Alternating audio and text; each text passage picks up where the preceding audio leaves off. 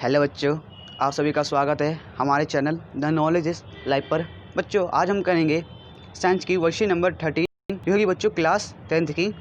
और इसका जो हमारा जो चैप्टर दे रखा है वो दे रखा है जैव प्रक्रम, और इसमें जो टॉपिक है वो है उत्सर्जन।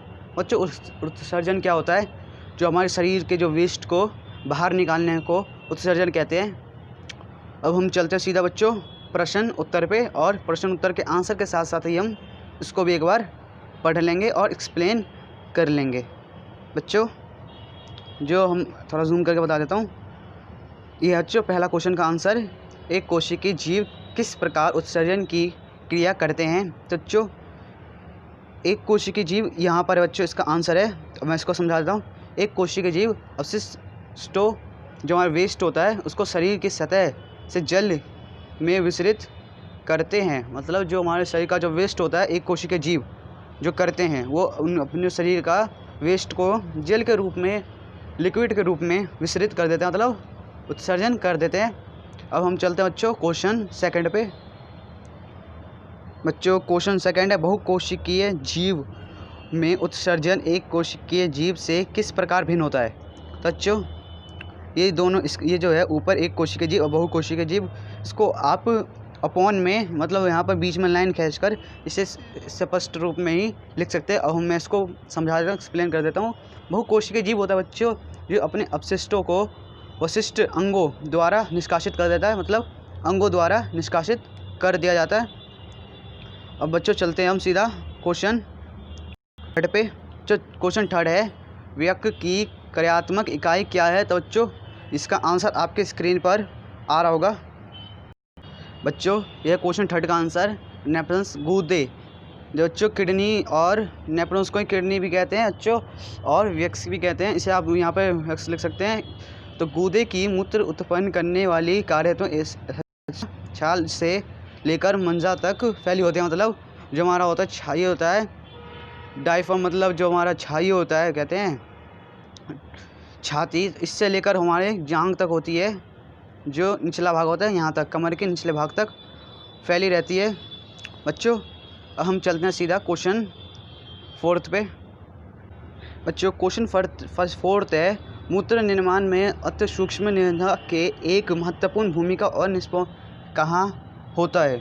तो बच्चों, अब हम चलते हैं सीधा आंसर्स पे। तो बच्चों, ये जो मूत्र निर्माण है, ये पूरा इसका आंसर है। इसको हम एक्सप्लेन करते हैं धीरे धीरे। ये प्रक्रिया बच्चों मूत्र निर्माण प्रक्रिया द्वारा होता है।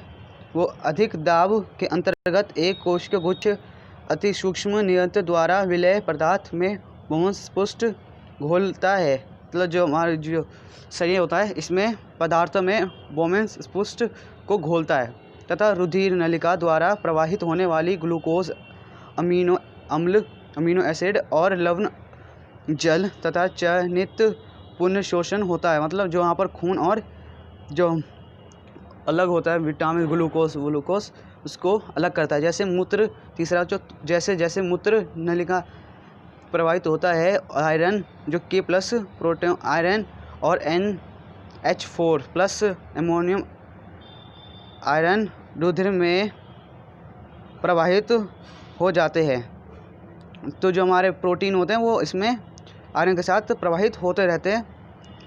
अब चलते हैं क्वेश्चन फोर्थ पे है, तब संग्रह वाहिका मूत्र एकत्र होने हुए जल और पुनर्शोषण भी हो जाता है। मतलब जल अलग हो जाता है, और इसको ये जो हमारा ब्लड होता है, प्रोटीन सब अलग हो जाते हैं। इससे मूत्र का यूरेनियम तथा यूरेनियम अम्ल और वर्ण जो मूत्र रंग देते हैं भी होता है।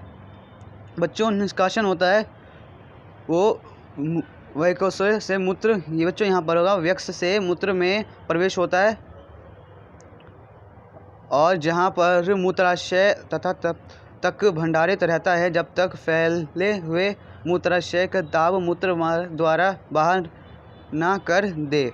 बच्चों, जो हमारा ये जो हमारा मेन ये होता है पार्ट्स होते हैं, पर्सनल पार्ट्स, वहाँ पे प्रेशर सा होता है जो आपके भी कभी मूत्र करते हुए आपको महसूस होता होगा।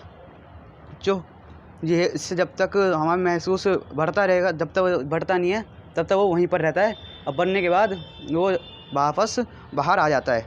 बच्चों, अब हम चलते हैं क्वेश्चन 5 पर। मानव उत्सर्जन तंत्र के नामांकित चित्र बनाए। तो बच्चों इसके लिए हम चलना पड़ेगा दूसरी तरफ। बच्चों ये है मूत्र मानव उत्सर्जन तंत्र, जिससे ही मूत्राशय से बाहर निकलता है।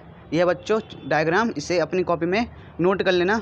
ये बच्चों बहुत इंपॉर्टेंट होते हैं, ये पॉइंट बहुत इंपॉर्टेंट है। वो आपका बोर्ड का पेपर होगा, इसमें भी क्या पता इसे पूछ लिया जाता है कि आप इसका चित्र बनाएं।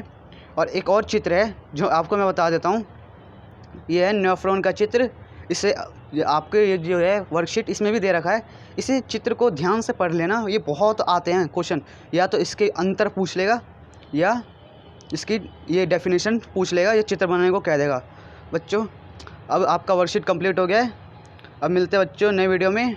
अब बच्चों ये वीडियो आपको अच्छी लगी तो इसे लाइक कर देना, और कुछ पूछना हो तो आप मुझे कमेंट बॉक्स में ज़रूर पूछ लेना। और आप चैनल पर नए हो तो चैनल को सब्सक्राइब कर लेना और ज़्यादा से ज़्यादा शेयर करना, जिससे जो बच्चे हमारे से नहीं जुड़े हुए हैं वो भी जुड़ सके। अब मिलते हैं बच्चों नए वीडियो में। Take care, good bye.